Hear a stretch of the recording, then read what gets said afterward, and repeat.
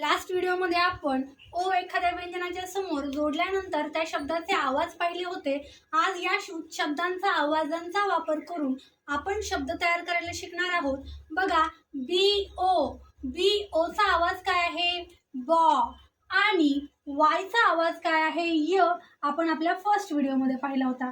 मग शब्द काय तयार होईल? B O Y, boy. नंतर पहा, सी ओ आवाज काय आहे? कॉ। आणि पी चा आवाज काय आहे? प। मग शब्द काय तयार होईल? COP, cop. नंतर बघा, CO आवाज काय आहे? कॉ। आणि टी चा आवाज काय आहे? ट। शब्द काय तयार होईल? कॉट। नंतर बघा, FO चा आवाज काय आहे? फॉ। आणि एक्स चा आवाज काय आहे? एक्स। मग शब्द काय तयार होईल? फॉक्स। या पद्धतीने आपण शब्द तयार करायला शिकणार आहोत। भेटूयात नेक्स्ट व्हिडिओमध्ये। तोपर्यंत सर्वांना टाटा बाय बाय, टेक केअर।